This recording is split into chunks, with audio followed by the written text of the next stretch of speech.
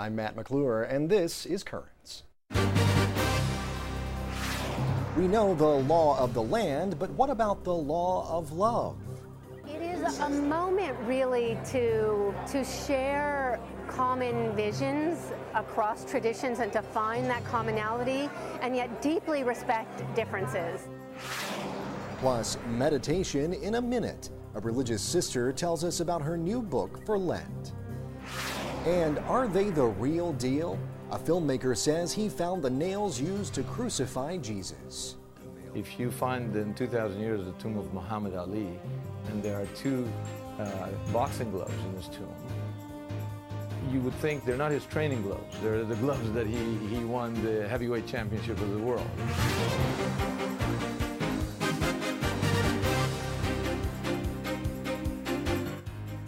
Well, good evening. Thanks so much for joining us tonight. As any commandments connoisseur would tell you, the first four of the 10 commandments deals with the love of God, as in thou shalt not take the Lord's name in vain. Well, the last 6 of the aforementioned Decalogue deals with love for your fellow man, as in thou shalt not covet your neighbor's wife. Well, as you can see, there is kind of a common thread here. These early laws all deal with love. Well, last week, Fordham University hosted a conference to mark the 50th anniversary of the Focolare movement. It's an Italian-based international organization that promotes the ideals of unity and universal brotherhood. One of the items on the agenda was a discussion of the usually contentious field of law through the lens of the Focolare movement's concept of the spirituality of unity. There have been a group of lawyers and other members of the legal profession working across religious faith traditions to think through what it would mean to put in practice the idea of love of neighbor. And so today we were sharing some of the experiences that we've had in this project. These conversations are a step in trying to carry out Vatican II's directive of the Church participating more in the world with, Gaudium and Spes and Lumen Gentium, and those documents that sort of were trying to push Catholics to create a presence, to create some fruit in the secular world. So these conversations to me say that the spirit of Vatican II, I say the true spirit is alive. The Focolare movement is a lay association in the Catholic Church, founded in Italy around World War II time, and it's with various levels of people, members, adherents, people who have taken vocations, volunteers who are all seeking to live a charism of building unity, of trying to live Jesus' words in the Gospel of John, that they may all be one as we are one, Father, or to live that prayer, to actualize that prayer. The Focolare are an international movement with a very, very strong foundation here in the U.S., and the Focolare movement in the United States is celebrating its 50th anniversary, of which the Love of Neighbor project is part of, the panel is a part of that 50th anniversary celebration. It stands alone, and that is the duty to love. And I sort of always think prior to becoming the Focolare, being concerned about the relationship between the two. And now it's just, I just have to love as an absolute bottom. It is a moment really to share common visions across traditions and to find that commonality and yet deeply respect differences. So a Catholic and a Buddhist are going to have huge differences, but that doesn't mean we are always and forever at odds. And this interreligious conversation reminds us that there's a shared humanity, very simply, a shared humanity. Well, there is more Currents coming up. Justin Bieber might rule on Twitter, but he's no match for the Bible on Facebook. That story and the rest of the day's headlines next.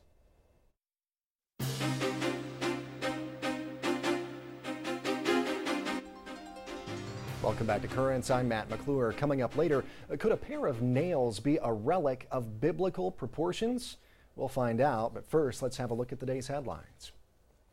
President Obama unveiled his plan to reduce the federal deficit today. The White House outlined a broad proposal with a mix of spending reductions and tax increases, which would cut the deficit by $4 trillion over the next 12 years without gutting Medicare or Medicaid.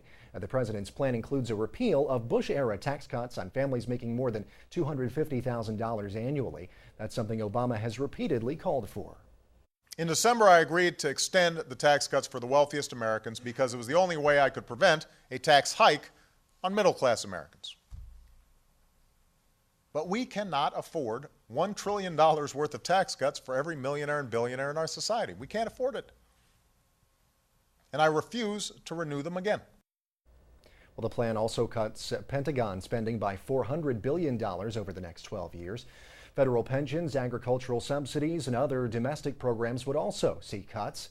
In a letter to the House this week, the U.S. Bishops' Conference said the federal budget should protect human life and dignity, make the poor a top priority, and promote the common good. Well, a Mexican bishop is looking for answers after mass graves containing 88 bodies were discovered in Mexico near the U.S. border.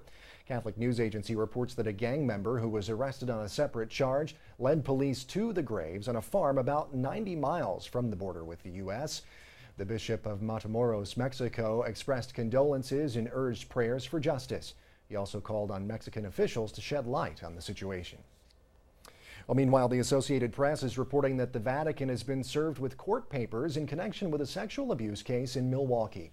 The suit alleges Pope Benedict and two other top Vatican officials knew about the case and called off punishing Father Thomas Murphy, who is alleged to have abused as many as 200 deaf students decades ago. The Vatican's U.S.-based lawyer said he still has to evaluate those court papers and that it was premature to comment on what will happen next in the case. When the story first broke last year, we spoke with the priest who oversaw the case against Father Murphy. He told us then that, among other things, the case was halted only after Father Murphy died. He also said that Pope Benedict, then Cardinal Joseph Ratzinger, had no involvement in the case. You can hear that interview over on our website, currentsny.net. Well, turning now to Libya, where the Christian churches in that country have called for an end to violence. Fighting has been ongoing since February amid calls for Libyan leader Muammar Gaddafi to step down. The Vatican news agency Fidesz reports that the Council of Christian Churches in Libya sent a statement to the United Nations asking for an immediate ceasefire and that victims be given humanitarian assistance. Well, from Italy, the Italian translation of the Youth Catechism, or YOUCAT, has been temporarily suspended after officials believe that the book appeared to endorse contraception. Reports say that the Italian version of YOUCAT gives the impression that the church allows Catholic couples to use contraception to limit family size. That's something that is, in fact, a violation of church teaching. The Italian publisher says the book is temporarily suspended so the text can be examined. And on Facebook, it is official. The Bible is more popular than Justin Bieber. According to the website All Facebook, the Bible Facebook page has had more than 900,000 interactions this week. Interactions include the number of people who like the page, you click the little thumbs up thing, or if you make comments on it, those all count. And Justin Bieber's Facebook page was second with more than 870,000 interactions. Coming in third was the page for the English soccer team, Manchester United. Well, stay tuned. There's much more Currents ahead. When we return, got a busy schedule this Lenten season? A new book may have the solution.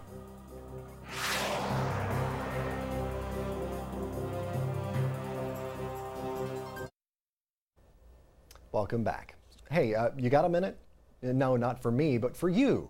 I'm talking about a literal 60 seconds that you can devote to meditation every day. With Holy Week soon upon us and Easter a little less than 2 weeks away, people may be experiencing what I like to refer to as Lenten fatigue.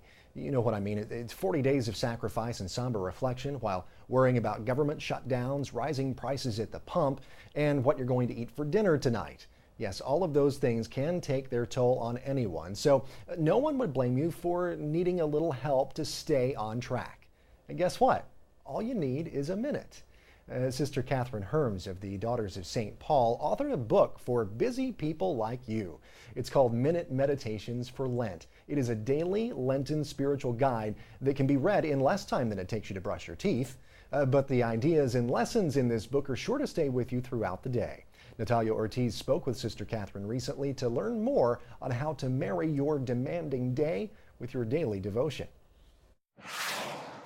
I'm here with Sister Catherine Herms from Boston, joining me via Skype. Thank you so much for being with me, Sister Catherine. So my first question is, how is prayer during Lent different from prayer during every other time of the year?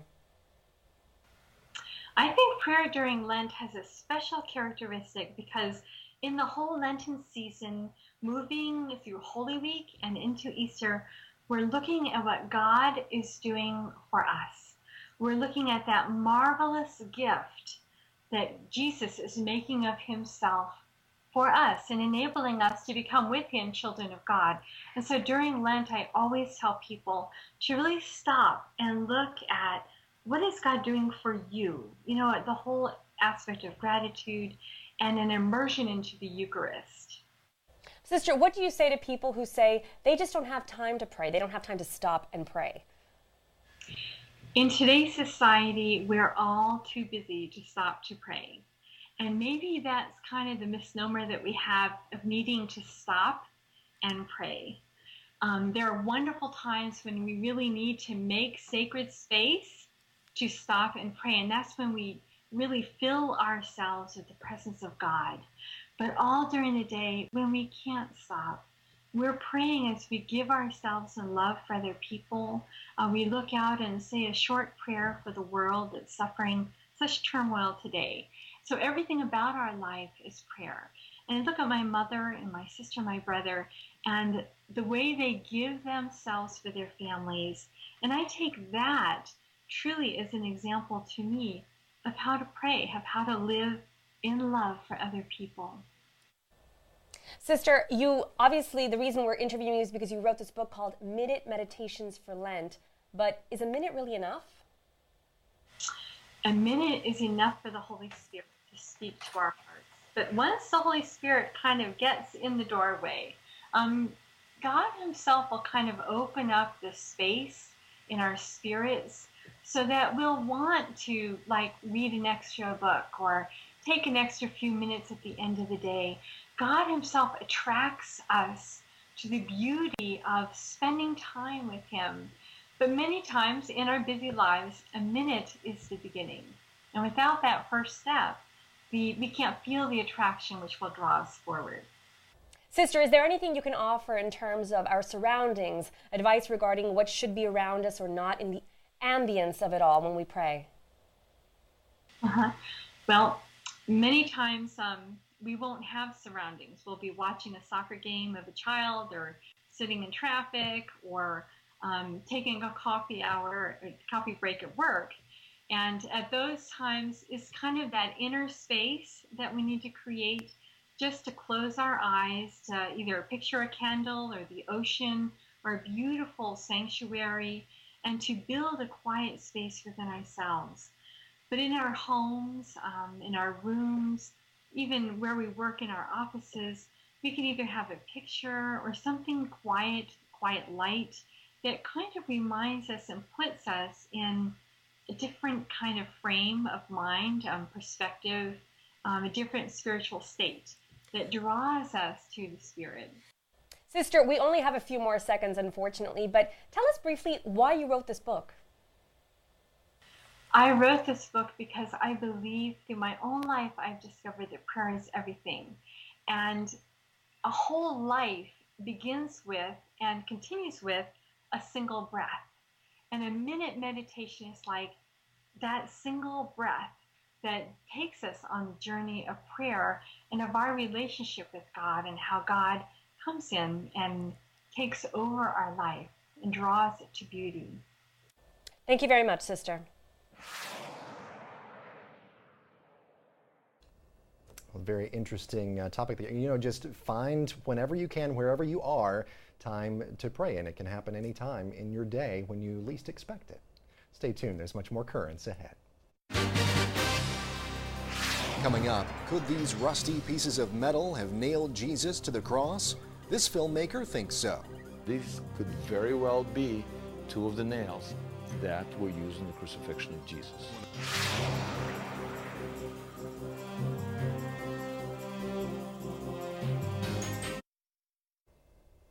Well, finally tonight, have you ever found something that you considered to be important, then set it carefully aside, but then completely forgotten about it again? It happened to me recently when I found a book in my apartment I didn't even know I had, and now no matter how hard I look, I can't find it again. Well, this also happened in Jerusalem recently, but with a couple of major differences. The items that were forgotten, 2 small pieces of metal, have now been found. The other major difference, some say those 2 small rusty nails could be a lot more important than my old dusty book. Yes, could these recently discovered nails be linked to the crucifixion of Jesus Christ? A controversial documentary filmmaker thinks so, but as Kevin Flower explains, there is plenty of mystery and doubt attached to this story. Locked away inside a Tel Aviv University safe sits a small and unremarkable wooden box. Its contents have sat in the university's anthropology department for years. 2 small and rust-encrusted pieces of metal that until recently were a largely forgotten bit of laboratory detritus. Documentary filmmaker Simcha Yakubovich says they are a hugely significant archaeological find. These could very well be 2 of the nails that were used in the crucifixion of Jesus. One of the secrets of Christianity. It's a theory that Yakubovich posits in a soon-to-be-released film called The Nails of the Cross. In 1990, construction here in this now Jerusalem park uncovered a 2,000-year-old underground tomb that some believed was the burial place of a man named Caiaphas, the Jewish high priest of Jerusalem, who tradition holds was a central figure in the crucifixion of Jesus Christ. Among the finds in the tomb, 12 boxes used to hold the bones of the dead and 2 iron nails. Yakubovich says that beyond a cursory mention in an archaeological report filed at the time of the find, the significance of the nails was ignored. You found the tomb of the man who's known in history for one thing and one thing only, that is sending Jesus to Pilate who crucifies him. You find 2 iron nails and you don't mention it to the world, you don't ask the question. Could they be the nails that crucified Jesus? Jewish tradition, Yakubovich maintains, holds that crucifixion nails held magic properties, explaining why the high priest might be buried with them. How does Jesus connect here, then? If you find in 2,000 years the tomb of Muhammad Ali, and there are 2 boxing gloves in this tomb, you would think they're not his training gloves. They're the gloves that he won the heavyweight championship of the world. It wouldn't be a crazy thing to think that if a guy takes these particular gloves to his death, they might have some important significance. Modern analogies aside, it's a theory the archaeological establishment in Israel is not buying. Zvi Greenhut was the man who excavated the tomb and calls Yakubovich's theory imaginary. No chance that the nails that which are in the laboratories of the Tel Aviv University are the nails which I haven't found in the excavation of the Caiaphas tomb in 1990.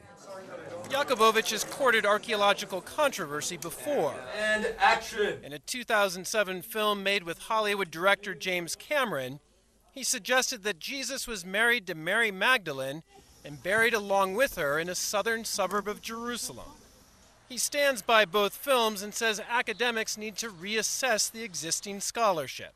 I think I've put together a compelling, journalistically sound hypothesis. And now it's up to the scientists to do the science.